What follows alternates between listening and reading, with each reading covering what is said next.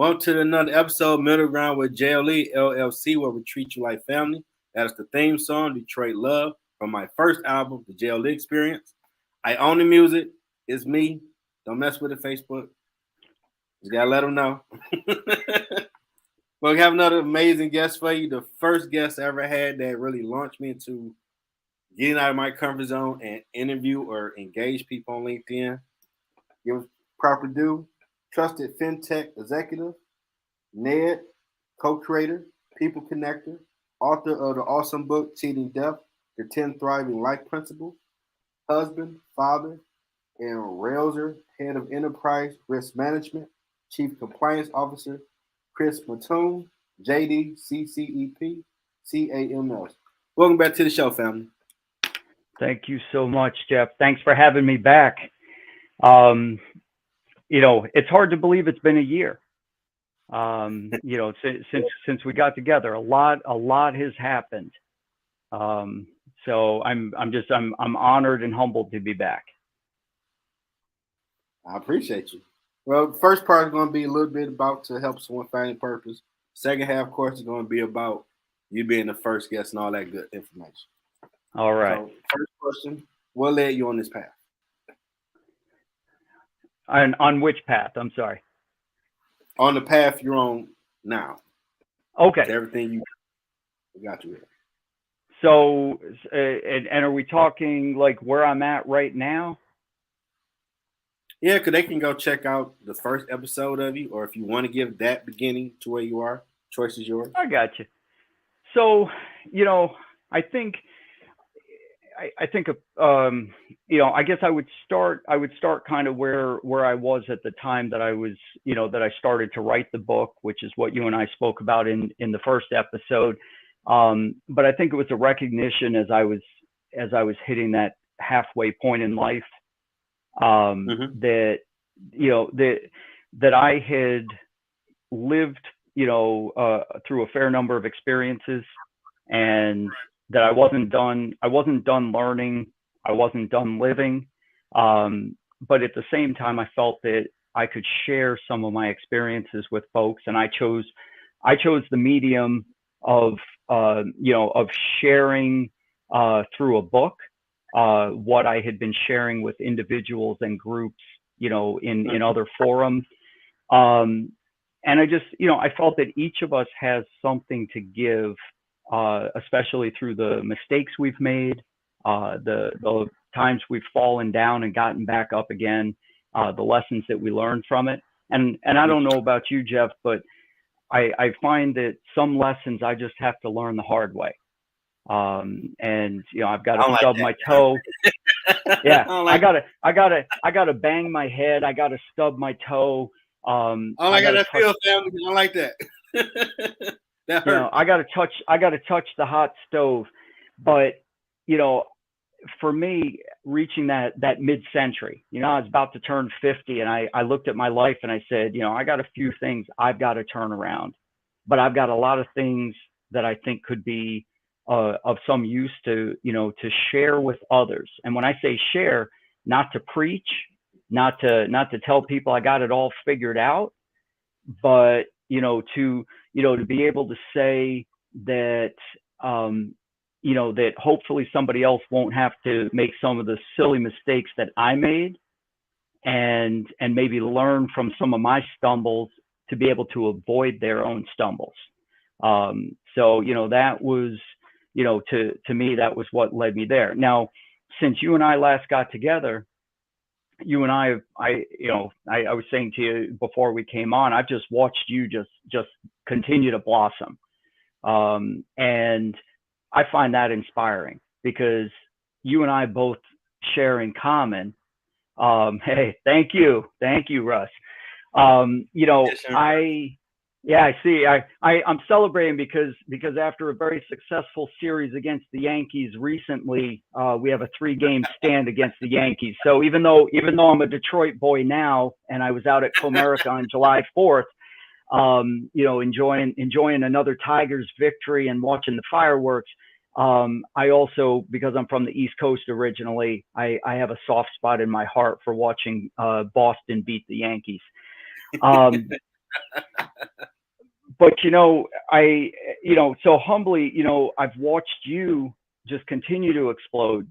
And in my own life, I've tried to continue that journey myself, and to walk the path that I feel I'm being led. So, when you and I, spoke last year, I think I had pretty much had just begun coaching again.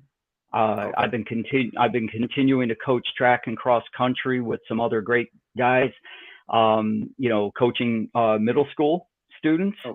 And I'm a runner myself, so the opportunity to be with some other men and women who also enjoy coaching, youth, is just a great way to share something healthy, something fun, and to see that next generation of athletes, in this case, student athletes, because they're in school still, Okay. to be able to grow and develop, and to grow in their skills. So I've been enjoying that. Obviously, I've still been running. I'm training for a marathon right now. Yeah, I've been seeing you on Instagram. Oh yeah, yeah. Hey, fam, I gotta you I got got to put those miles. I got to put I got to put those miles in. But anybody that says, anybody that stops and says, I'm too out of shape, or I'm too old, or I'm too this, or I'm too that. I mean, when I was approaching 50 and I was too out of shape, and I didn't feel old, but I knew I was getting older, and I looked at myself and I said, you know what? I'm not going to make another 50 years like this. And that's when I started that running journey again. And that running journey has taken me across many finish lines. But what it continues to do is it continues to make me push myself. And even just before we came on tonight, I had told you I was going to be heading off to the gym, and coming back after a day at work. There's nothing like a good workout. That's true. So again, you really exemplify to me that nobody should ever say, I can't go back and do something, or I can't continue to do something. What I've seen you do on the music scene, what I've seen you do with your podcast, what I've seen you do with your publishing, your book publishing, amazing stuff. So, it's, seriously, I'm sure there were times, and and I follow you on Twitter, I follow you on Instagram, follow you on LinkedIn. I know you're very candid about, about that there's some tough days. There's times when we have to reach out and, and really go on faith and ask God to pick us up and to carry us over whatever challenges that we're having. And, and you exemplify, though, a person who doesn't give up, and not only doesn't give up, but excels and continues to take it to the next level. So, again, I try to share, that same ethic in my own life. Obviously, you and I both work hard. Since we were together last year, I actually moved on to a new organization. Well, not new, but new to me. Still doing what I love. Enterprise risk management, regulatory compliance, legal matters, working, with a great organization in the embedded finance technology space. And, something that's always been real important to me is financial inclusion, making sure that everyone has fair access to, the financial system. And all of us have one of these, and so, one of the best ways that we as a society can make sure that folks have access to the financial system is to be able to create, great apps that connect us with the brands that we love, and to be able to do things financially without the hassle and the fees and, having to, apply for this and apply for that and, all of that stuff.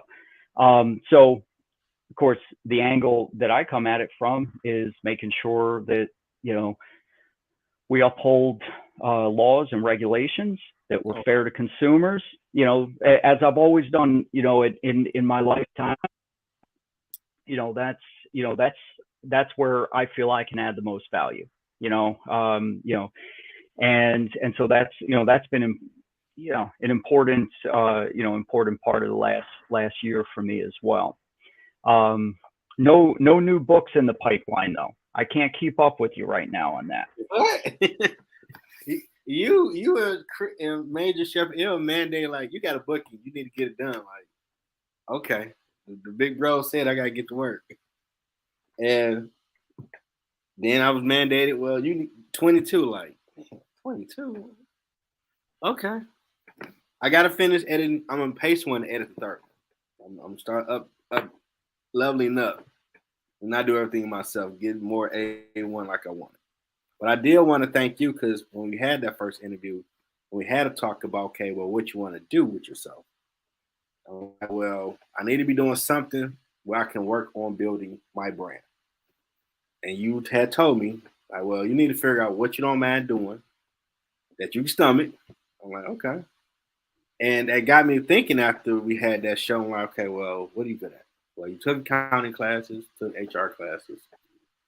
You do custodial stuff. So let's look for jobs in those fields. And months later, well, that same month, I had an interview with, still trying to get on a guest. She had stuff going. My talent recruiter for SBM services that I work for as custodial supervisor. I had such a great interview with her that they had someone else for one of the buildings that came along. I'm like, okay, well, God got for me, keep going. She hit me back later in August, like, I didn't forget about you.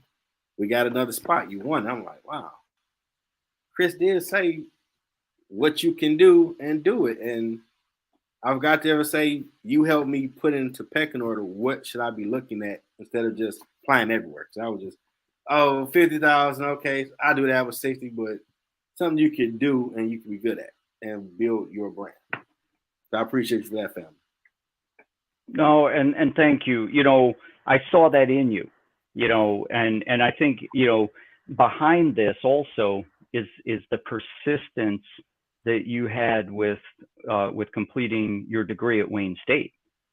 And as you mentioned, the accounting classes, the HR, the management, the hands-on experience that you had, already in the industry. So it doesn't surprise me that you would wow someone in the interview. And we've all been down that path. I mean, I've been to plenty of interviews where I was the number 2 choice or I was the number 3 choice, and it's kind of, maybe it's a little bit flattering to know that you were almost the number 1, but there's also that sense, in my own life where, well, it would have been nice if I was the number 1, but as you mentioned, God's always got a plan. And whether it's with our careers, whether it's with our arts, whether it's in our relationships with people, our money, whatever, God's always got a plan. We don't always know what that plan is. And that's one of the messages, obviously, that was in my book and that I live by, is because, I always have to, bear in mind that it's going to be in God's time, not my time. And if that means you have a great interview, but you don't necessarily get that, but you get the call back, and then there's something even better, it's, oftentimes, our impatience sometimes causes us to, maybe to take something less than what we truly deserve. And in your case, you had the patience, and you got the call back for something, for something even better. And it's funny because this guy got me on the transparency tour. When I got there, they're like, "Oh, you're gonna work with who you with now, Jennifer, who trained me like she's awesome." Okay. 3 days later, track site of the Ford site, you're gonna be the supervisor over there. I'm like, what is that? Oh, that's the hard side. Like, get out the mud. That's lean on God, keep grinding. Okay. And wasn't no formal, hey, this what it is. Like, me and my boss at the time were like, well, you been over here before? Nope. Like, well, we're gonna figure it out together, but we're gonna get it done because my name attached to this. I don't play them games. You ain't gonna say my name to suck. I don't get down like that. And we got it on point. That Took some doesn't time at surprise work, me. but it's on point. That doesn't surprise me because many times in your life, many times in mine, somehow we get thrown into those challenges, and you said exactly it. When our name's attached to it, it's going to get done right. Oh yeah, you ain't talking bad about me. I ain't got time for that. I know who my parents Uh, are. They ain't raised me that way. So another story. I remember when my coworker, when I was still at Wayne, so I had the book shipped to my job at that time. She gave me the books. Like, what's this book about? Like, oh, it's about changing your life and his life experiences. But the title, like, it's a catchy title. It's gonna make you look at it like, what is this? And I was blown away when I read it. Like, wow, this dude been through a lot and keep going. That's the tenacity you need to have to find your purpose. I recommend amen. anybody check out his book. Anybody check it out. No, thank you. Yeah, no, cheating death, and it's still going strong on Amazon. Awesome. Amazon Prime days were definitely a hot time for it, but every time's a hot. It's the good thing is too, and I continue to hear from people about this, that Amazon Kindle Unlimited members actually can download the ebook for free. So, for folks, that are into ebooks, that continues to be a great deal that Amazon provides for them. It doesn't hurt me any. I'm still doing fine every time someone downloads it, just like as if somebody was, purchasing the paperback version. But Okay. you touch upon something, when, and I'm not one to necessarily to grandstand on this, but I think, from the title Cheating Death, that I built the book around the early chapter where I talked about these three incidents, all of them involving vehicles and involving near death experiences, and the one that probably has the most dramatic effect, I guess, rolling your car going down a Yeah. freeway in Dallas is probably a pretty close second.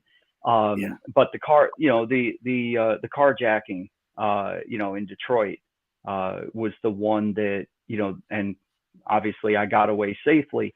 But that was the one that, that I think, for me was the most pivotal, and made me truly recognize, the value of, each and every day, because there is no promise of another day. And No. when you're driving and suddenly you're being shot at, and you're driving faster and they're shooting out your tires, and yet somehow through the providence of God, that I was able to escape from that situation with both my vehicle and my life. Um, my child was a baby at the time, and that's all that kept going through my head, is I've got a baby at home. And we're all motivated by something. I've never been motivated, I'm not going to say money's not important, but I've never been motivated by money nearly as much as I've been motivated by love. And this is another area that you and I share, because this was something I was so excited when I knew I was going to be, joining you tonight, because what I have watched you do is build a loyal following, and to build this, I'll call it a brain trust of leaders, business owners, entrepreneurs, educators, just all sorts of different people. And you're doing it through relationships. You are a person who connects people with one another. You're someone who has a great intuitive sense of, and going back to what we said, everyone has a message, everyone has something to share. And you focus so much on the quality of building genuine relationships. I mean, the fact that you and I stay in touch, even though we're not in person every single day, the fact that you and I stay in touch on a regular basis, and you do that with so many people, is a reason that people trust you.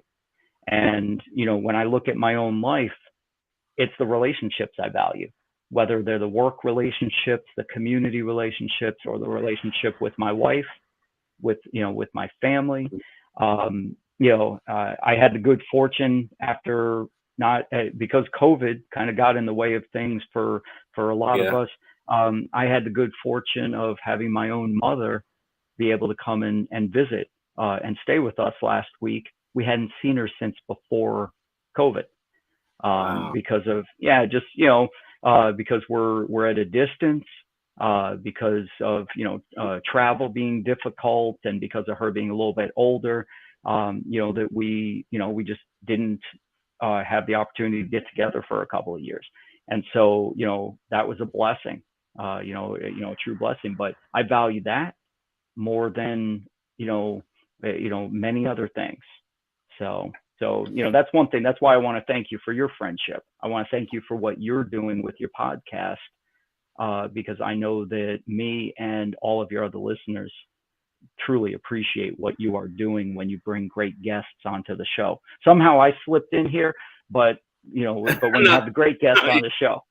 No, you're awesome because I didn't look at the interview aspect. You changed my trajectory. Like, okay, well, I interview anybody as long as you're doing something amazing with your career or you have the idea. You can be a guest because there's someone right now who God said you need to build a paint shop, for example. But they're scared to say it out loud. And whatever guest I have on might make them finally say, I need to start working on research, whatever, to build that paint shop.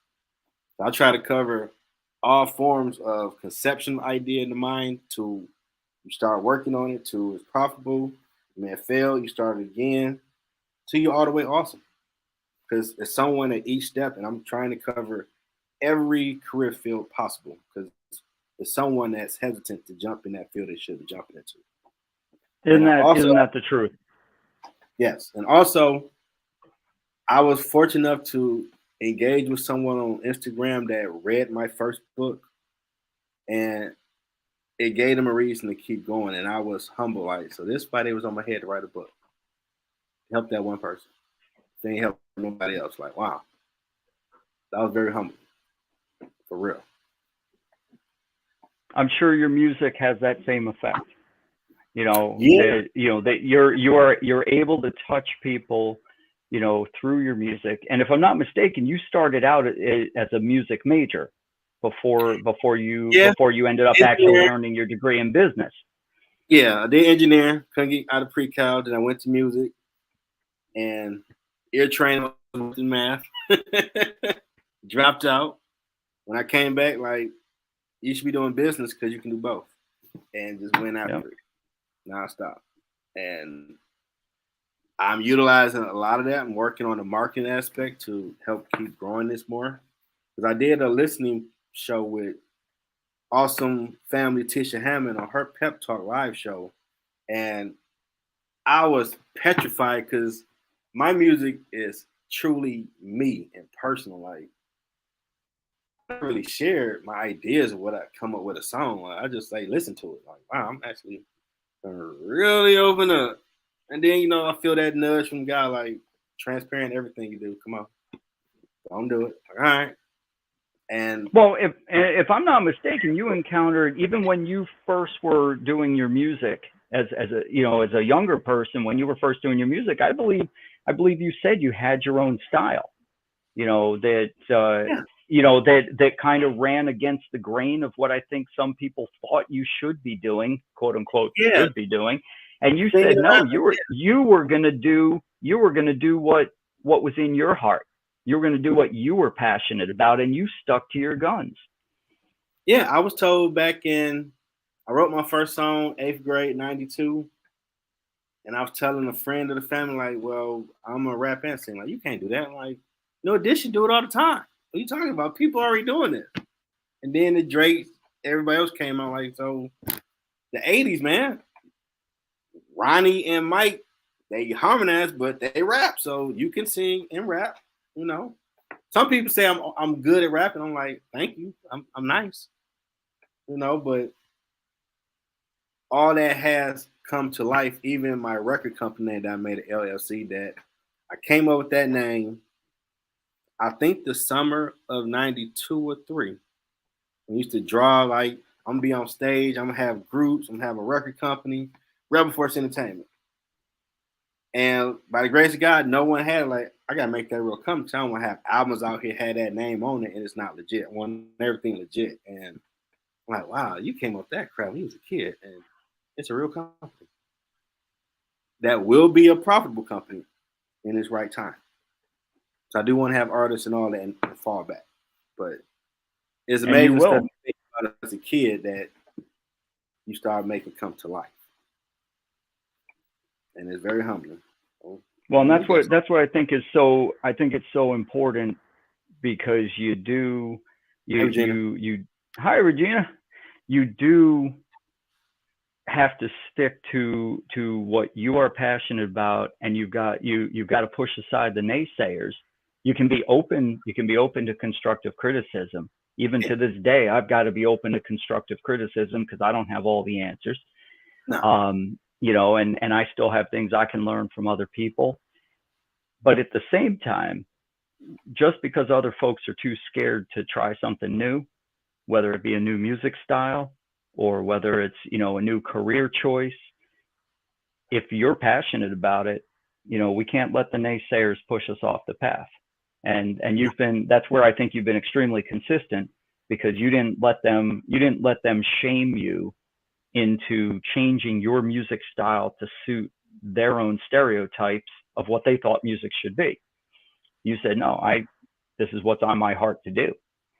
Yeah, I've had people say you should be making whatever. Like, I can make your booty bounce, all that, make millions, but that really ain't me.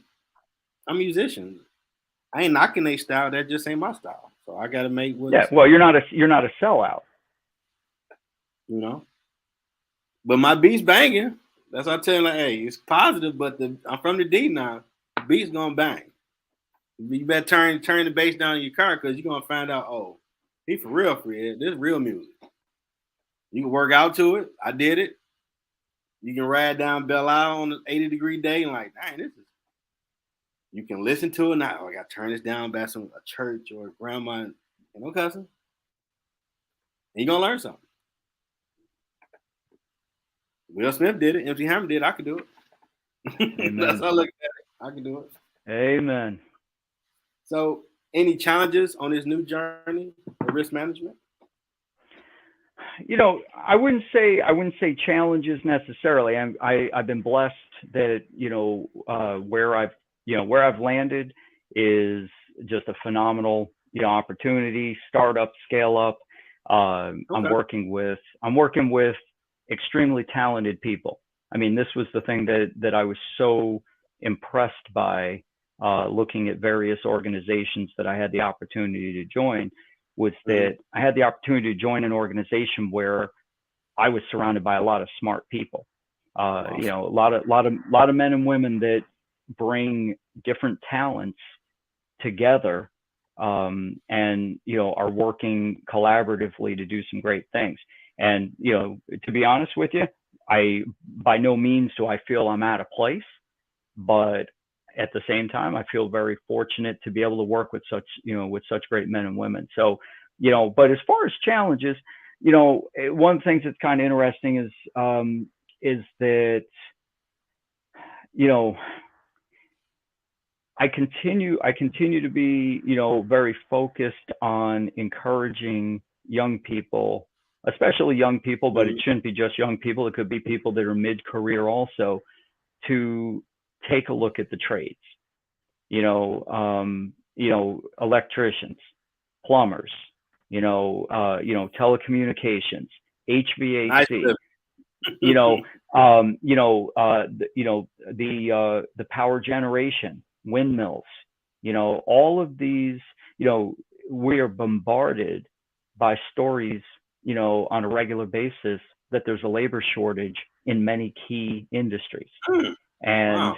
You know, and so, you know, the reason I bring this up is because you and I, at the moment, we're communicating over telecommunication wires, with electricity, with the lights on, hopefully some air conditioning, or, something to keep us cool. Although thankfully it's not as hot as it was a couple of weeks ago, but, yes. But there's so many folks that are retiring in those fields. Okay, whether it's the gas company, the electric company, the phone company, the internet companies, is that there's actually a shortage of people that are going into the trades, that are going into the journeyman. And if I'm not mistaken, I believe, and correct me if I'm wrong, I believe even in your own family, there's some tradesmen. Yes. Oh yes, Electrician, I believe. Yeah, brother electrician. Yeah. Go check the stats. You have a nice life making that money. I tell you that. Go check the stats. But he understands. He understands, the value of having good talent in the trades. So, I bring that up just because, we're at a pivotal point right now. There's very low unemployment in this country. That doesn't mean there's not folks that are unemployed. Doesn't mean there's not folks that are having trouble finding a new career. So I'm not going to brush lightly over that because certainly anybody's hurting if they're having a challenge right now looking. But the openness to being able to turn their attention towards some of these trades where there is a huge demand, and I'm talking about a huge demand right here in the Detroit metropolitan region. I mean, we see the number of cranes that are up around the city, and then as you get outside the city center and you go out even into the suburbs, it seems like I think every road right now in the Tri-County area is probably under construction. At least it seems that way. But there's new buildings going up. There's new water systems going in. I mean, all of this is taking place. They're running fiber everywhere. Those are jobs. Those are good paying jobs. Right. And so, I raise that here because I think that is a very viable option for many folks that, like me, who spent 12 years getting my bachelor's degree, bouncing around, dropped out of school, went back to school, dropped out of school, went back to school. I know I'm not alone, and you and I both took a little extra time to finish the degree. But there's times where if folks try something new, they might find that they're actually going to enjoy it. They're going to find something they never would have thought about. And so that brings me back to my journey. You said, are there any challenges? I just hope I live long enough to get to do all the, kind of all the things in my field that I enjoy doing, because I'm one of those geeks that, I like to read, case law. I like to read legislation. I read regulations, and then I try and help other people to understand how it applies to their business. How does it apply to new products and services? Awesome. And thing is, I'm passionate about it. I enjoy it. I enjoy doing things ethically, doing things that are in compliance, doing things that are fair. And so I was fortunate. I figured out what I wanted to do at a young age. Even though it took me a darn long time to finish my bachelor's degree, I knew when I was a teenager that I wanted to be an attorney, and I followed through on that dream, and successfully did that. And I think it's like you knew in middle school that you were a musician. You knew it in your heart. Yeah. Hey, my role model. Want to be like him. Yeah. So I'm blessed. I wouldn't say any challenges. I would just say kind of a recognition that other people may be going through some challenges. And I just, I would encourage, I'd encourage folks to not give up, to take some risks, to try a new career field, maybe try a new education, path, and definitely, to put ourselves out there, to be willing, to do something that scares us a little bit, but it may actually be the best decision of our lives. Okay. What would you say has been the impact of you gaining passion and knowledge along to others to help, from what you've seen? I think the benefit is that while I can't ever guarantee results, You know, I can't guarantee, even if I pointed somebody to the front door of whatever that opportunity is, there's no guarantee that necessarily that somebody is successful on the first try or even the 10th try. But I think, like I say in my book, you know, you have an infinite supply of do-overs. So I think the impact that I try to have is to say, you know, that never give up because of the no, never give up because of the rejection. You know, if you have to, you know, talk to 100 record producers before you can get somebody to publish your song, if you have to talk to 100 employers before you can get somebody to say yes, you know, if you have to apply to 100 colleges until you get into the one that you want to get into, you know, that's got your major, whatever it is, you got to keep trying. Now, listen, I already know, even if I tried 100 times, I am not going to get to play center for the Detroit Pistons. All right. At 5'8", that is not going to happen. I understand that. So, you know, when you ask about impact, I don't set people up for unrealistic expectations. I'm not going to lie to people. I'm not going to be like, oh, you're the best at this, if I know that that's not where their strength probably lies. Okay. But I do believe that if we're open to searching out what our passion is, and if we seek out good mentors, and that's what I try to be. I'm not a know-it-all. I don't have all the answers. I try to be a good mentor, a good encourager, a good friend. And at the same time, I try to be honest. If someone asks me their honest opinion about, you know, should I fix something on my resume, or, am I good at this, or is there something I could do better? I'm not going to be, cold-hearted about it, but I'm going to, if they've asked for the honest feedback, I'm going to offer the honest feedback because I want to see them succeed. And a lot of times it all comes back around to relationships. It comes back to, are we willing to extend ourselves, to meet as many new people as possible, to be as willing and open to new opportunities as possible. I mean, you gave a great example earlier. You got hired in to do one thing, and then they sent you to the other side, right? And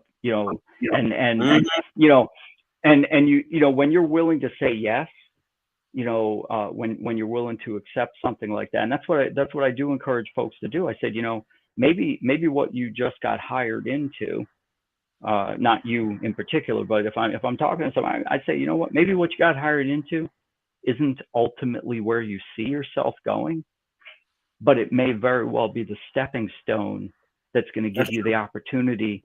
Because here's the thing, you and I have we're both, examples of this, of showcasing our talent in what I would say are probably less than stellar conditions, but being recognized for our work ethic, and then being given more responsibility.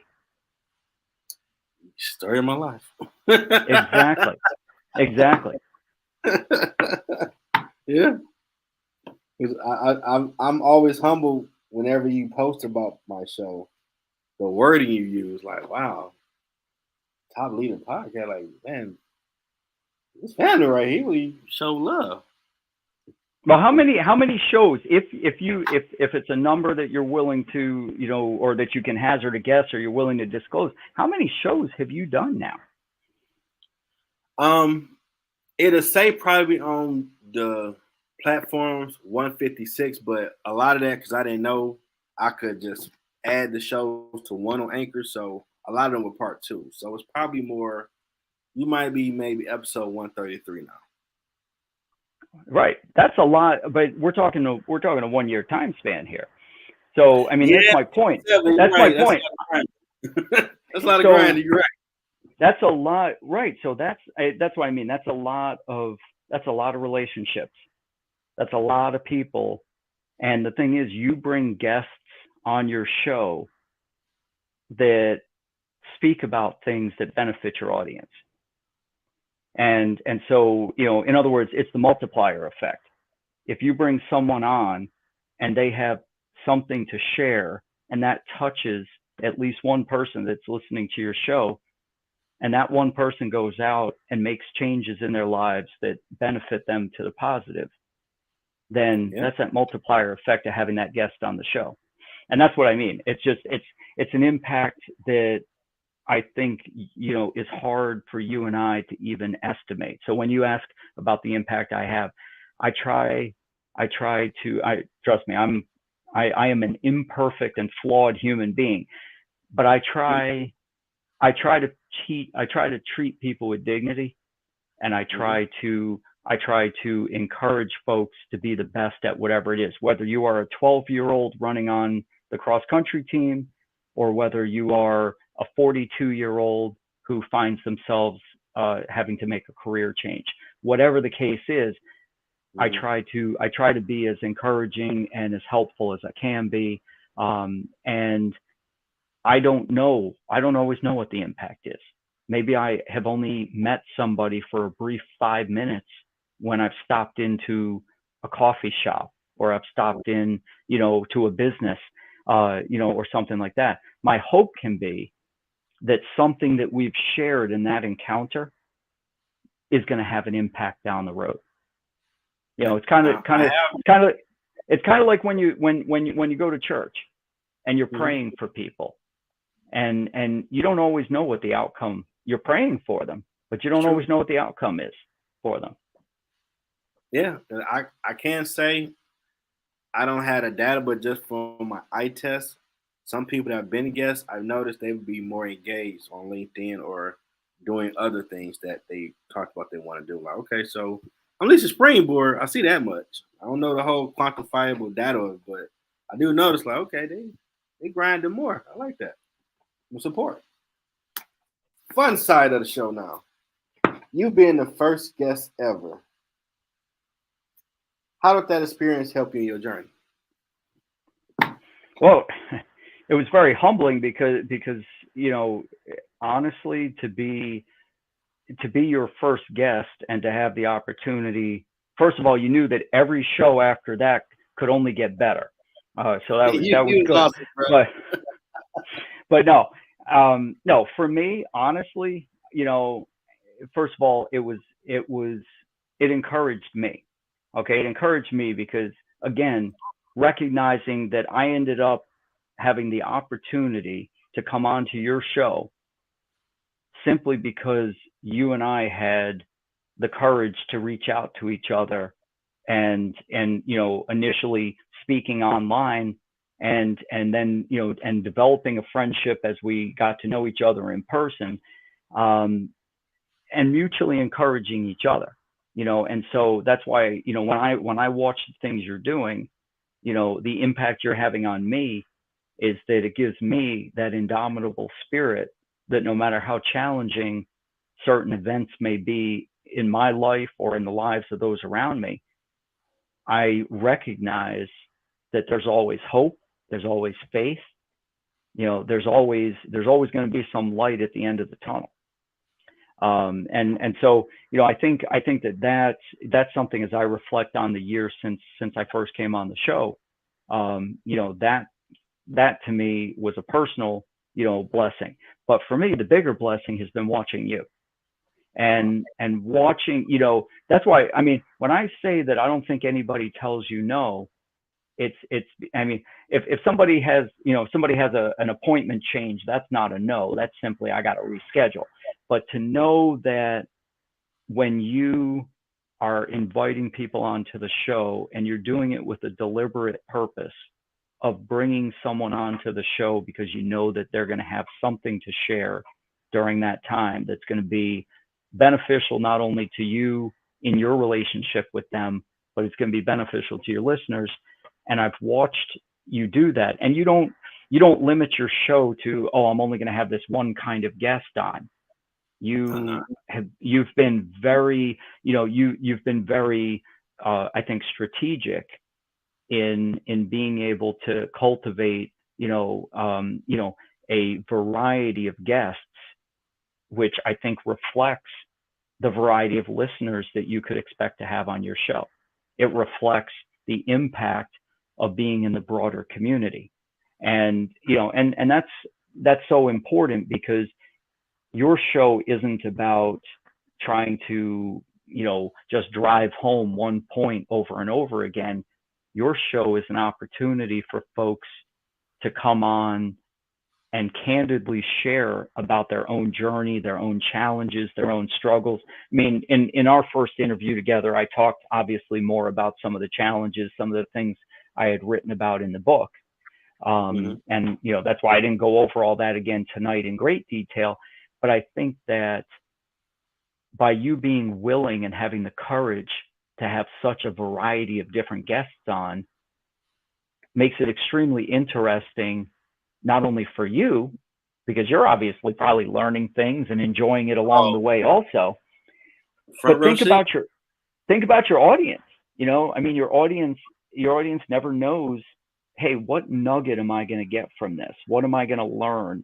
What am I going to hear that maybe, even if they don't apply it in their own life, I might hear something that I can go and share with someone else.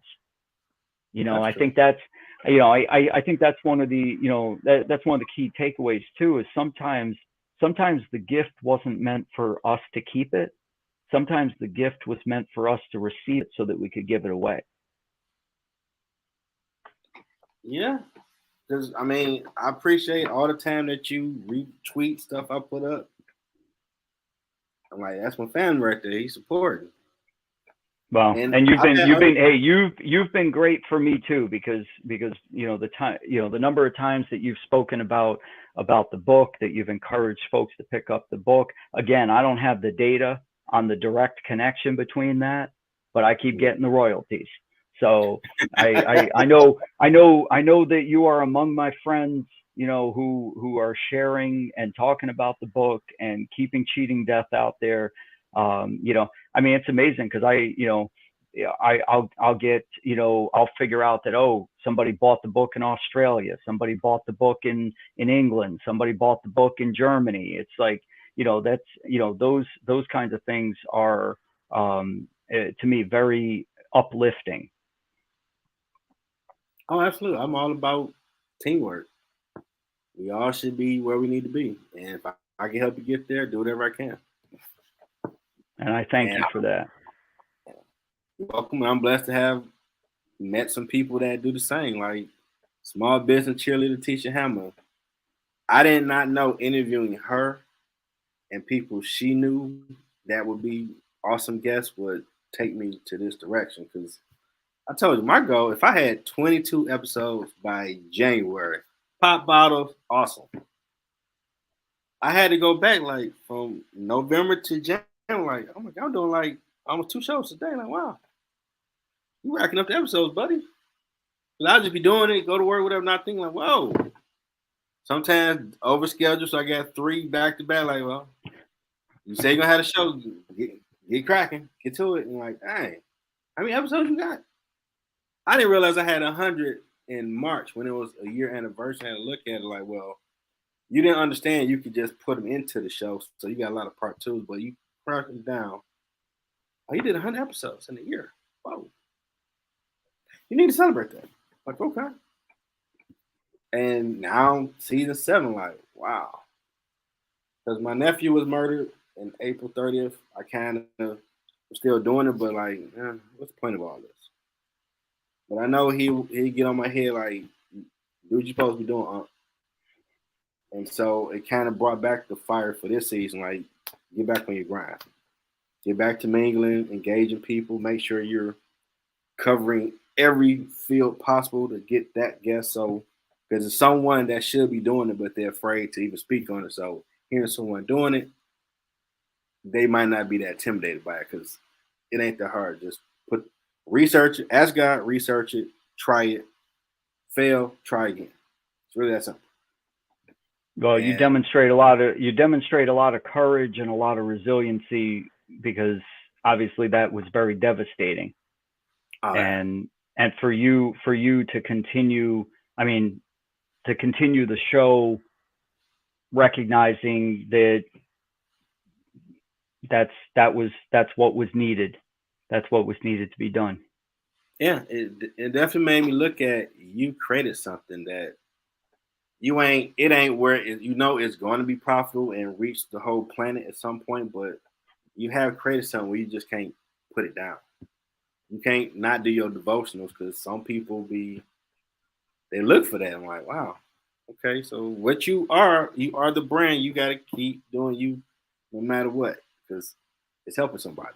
And I see more people comment on my devotionals on all the platforms. Like, wow, I ain't think nobody really is looking. I hear one or two like, "Oh, keep posting." Like, well, I pray before I do it, and Lord, thankfully, give me something. But I see more engagement. Like, wow, people really are messing with you. Okay, well, there's a reason you're on this path.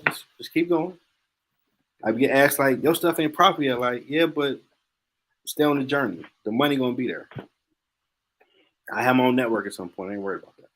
Well, and the other thing too is that you can't hesitate when you do need help. You know, when you do need someone to listen to you. When we all have those moments where life is kind of beating us down, Yeah. and that's, I think that's part of maybe the benefit of I'll call it the wisdom of being a little bit older, is that I actually find it easier to ask for help in those moments of grief now than I would have 20 or 30 years ago. Because I don't feel like we have to keep up the tough guy image. Yeah. We're able to be more open about the grief. We're more able to be more open about the challenges, about the struggles, and people realize that that's the real, that's the real person. The real person weeps. The real person gets angry. The real person, feels vengeful or confused. Oh yeah. And it's better. I think it's better for folks to know that yeah, that's what being human's all about. But hey, when we were 20, 25 years old, it was the wall of steel. Mhm. Nobody's gonna see the emotion. Nobody's gonna see the struggle. Nobody's gonna see the challenge.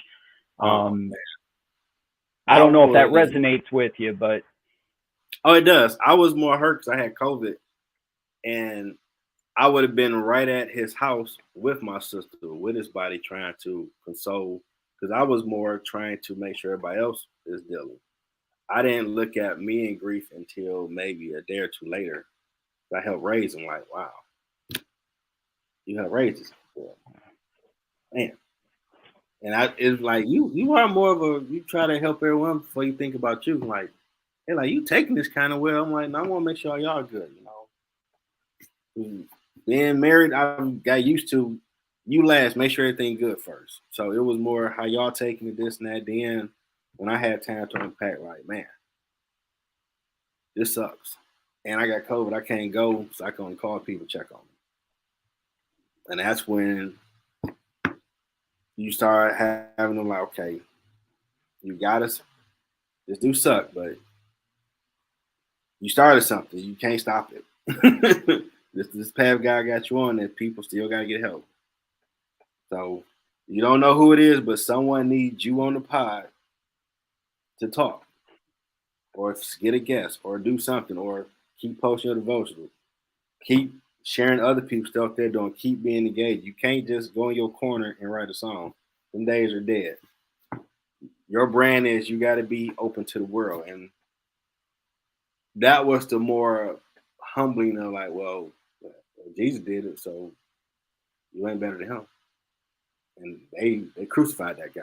He still had love, so you can grieve and keep moving. And if you need to cry, whatever, because men cry, we're not robots. Anybody out there that's a man, you need to deal with your emotions because keep bottled up, it'll come out the wrong way. And it was a tough road to get back to like the steam I had going, like, okay, like man. And then kept going, like, okay, I'm close to the end of season 6. Like, you at season 7. You gotta go back going hard, man. And I be checking out David Goggins' inspirational stuff on YouTube. Like, you gotta get on your Goggins game. You gotta go hard. So get back on the grind you had. Because if he was here, he would tell you the same thing. So get back on. Keep engaging people. Keep reaching out. Keep sharing. Keep keep being instrumental the best way you can to be a point guard. And I see someone post something, I'll share or whatever, because it ain't all. I have a vision where it's be an infinite table, and we all are in our purpose, eating good, providing for our families, and helping someone else paying for it. And that got me back on Oh track. my God. Oh my God. That reminds me, it reminds me, I write about that in my book. It's not enough to be invited to the table. It's not enough to even have a seat at the table, but everyone should have the opportunity to sit at the head of the table at some point in their lives. And when you said infinite table, I think you say it much better than I did. I think you really capture that. It should be an infinite table. Oh yeah, you shouldn't eat alone. And they might want to rob you because they starving. You know they starving, so help them. Yeah. Basic math. Well, whether that's the real food or the spiritual food, it's still necessary. Absolutely, or both. Another question for you? Well, you was first guest. You have a question or something in perspective about the show? I've been slipping those questions in probably without you even realizing it. So. You smooth like that. you know me. I can't talk for the entire hour. That's why I had to pepper you with some questions in the midst of this, because you always have a lot to give. You have a lot to give through your experience and through your genuine compassion for folks. And I think I had the opportunity to draw some of that out today. So, it's a blessing to be your friend. And Hey, family. Hey, good evening, Tiffany. To be open and honest about the fact that you and I have both gotten to where we are after many challenges, with many blessings, with many mentors. You remember when you told me about the person that was helping you, tutoring you in math? I had two of them, Kim Morgan, Yoda, and my family, Stacy Lynn, my accounting tutor. And without them, I wouldn't have that championship title, that degree I look at every day, because I didn't understand how to study math. And she got Yoda, made me figure it out, like, okay, this is easy. Accounting, Lord, that was some work. But I stayed in there every day to where I got so cool with her that when she had her last child, JP, hey, I got to go to the bathroom. Like, when I become a babysitter, you family here. Like, oh, that's my man, but okay. And they're like, wow, he really go to sleep with you. Like, well, I'm a cool cat. He feel the vibes. But they really helped me a lot get to where I was going. Some days I feel like doing homework. It's like, once you got another project due a month, you can start on now. Like, I can't listen to music. No, you listen to music at home. Like, okay, fam, I got you. Yeah, I wouldn't be here without countless people. Even though my father died when I was 12, God still put a council of elders in my life that taught me what I should do as a man. And I passed that along whoever I could.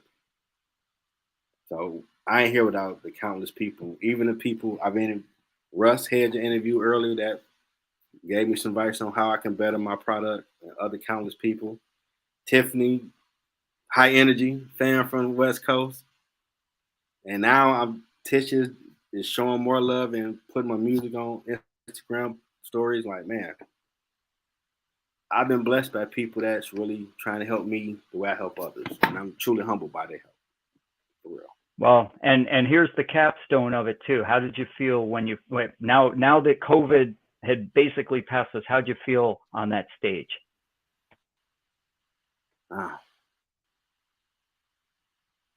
Like, that's what I'm supposed to be. Stuff I used to write about when I was a kid. Like, I know my mom had told me, someone prophesied what all of us would do, my siblings, and oddly, all four of us are doing this. Like, I'm gonna be the one to show the world, because you're supposed to be a famous singer doing all type of stuff. And like,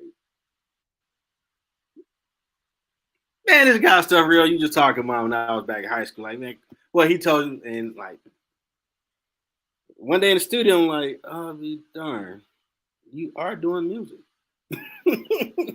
You are using social media like this dude did. He had it right. God wasn't lying on that one. I look forward to doing my concert at Comerica one day. That's gonna be awesome. So get more comfortable in that aspect because, like I was saying earlier, my music was very private. I ain't sharing that. I mean, just listen to it. I don't.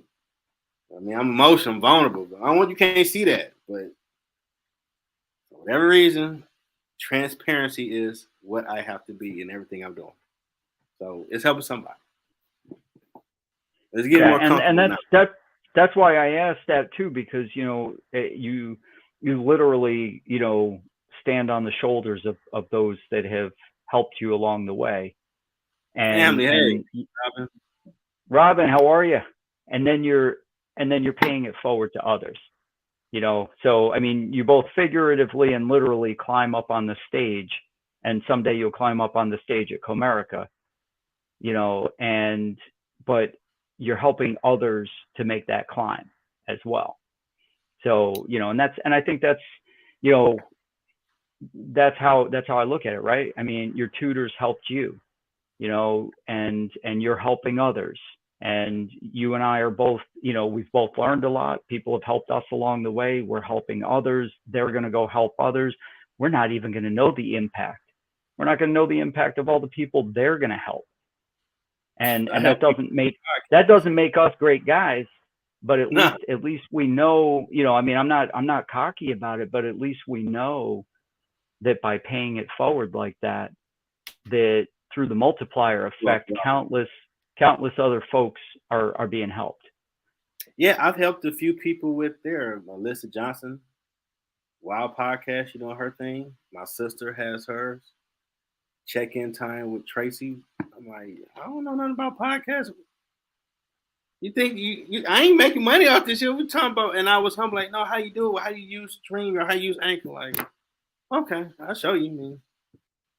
I'm not sharing the knowledge, but it was weird. Like, I think I'm an expert. I'm just rocking the MacBook. I ain't got the fancy stuff and all that. That had me cracking up. Like, okay, I help you, but I don't think I'm there. But when I talk with you, I'm always humble. Like, wow, someone do see what you're really doing. Because to me, I don't think I'm doing that much yet. But every time, you always got that right word, like a great pastor. Is like, wow, you are doing something, Jeff. Don't think you ain't. You always remind me of that family. Any final words before the last question? As always, I'm grateful for our friendship, and I'm humbled to have been asked back. And I'm looking forward to to what's going to happen in the next 133 episodes. See, I was mandated to do 1,000 by Mary Wells, encouragement expert. Like 1,000? Okay, it'll take a while. But as always, that I need that last question out of everybody. What advice do you have for someone trying to find their purpose? Be willing to take risks, to try things that may not work out until you find the thing that you are truly passionate about. I can't overstate that enough. I think folks think it's that you get one shot and that you got to get it right. And I'm certainly a testament to getting it wrong on many more than one occasion, but eventually getting it as right as I wanted it to be. And not going to say there's not going to be some pain, discomfort, and embarrassment along the way. But you and I both know that when you do strike upon your passion and you stay focused on your passion as your North Star, and you don't worry about the money, and you don't worry about the fame, and you don't worry about what this person is whispering about you or that person's saying, you will ultimately succeed. And that's my advice to people. Don't worry. Don't try and be like me. Don't try and be like this person over here. Just be you. And, I think the happiest people in life, are the people that are doing what makes them happy. and not worrying about, you know, what anybody else thinks or cares about it, you know, etc. And that's how I live my life. You know, people can laugh at me. Oh, look at that old guy going out running down the road, or look at, you know, this or that or whatever. I don't care. I don't care. You know what? I'm living. I'm alive. I'm loved. I'm blessed. Um, and to me, that's the best advice I could give anybody is just you be you. Yeah, Tiffany. Thank you, Tiffany. Right. Thank you. Yeah, I'm back on the gym, Planet Fitness down the street on Michigan Avenue. Work, hit gym, stay on the purpose. All right, so that means the next time that we get together to go out to lunch, then you and I are both eating salads, then, right? Yes, sir. Yes, sir. Well, I'm telling you, I'm gonna be Black Thor, man. That's my personal goal. And get a blonde wig, get a hammer. Robin, you are so right. Yes, amazing person right there. Well, it's my family, everybody. I want to thank him, and it's amazing. Out of 130 plus episodes, he was the one that started it all. So I definitely want to thank again, trusted Fintech executive, Ned, co-creator, people connector, author of a great book, Cheating Death, the 10 Thriving Life Principles, husband, father, Rails, I'm saying it right, head of enterprise risk management, chief compliance officer, Cris Mattoon, JD, CCEP, CAMS. So another great show, 2 more great shows Monday. If you want to be a guest on the show, hit me up on LinkedIn because the show will be about you, and I'm always gonna need that last question. You gotta get that game away to help somebody get on their purpose. And so we're gonna ride out to this amazing that I created intro outro, which is I ain't gonna lie, I'm proud of myself. The first one sucked. Yep. Like this one's not. Thank you so much. Thank you, sir.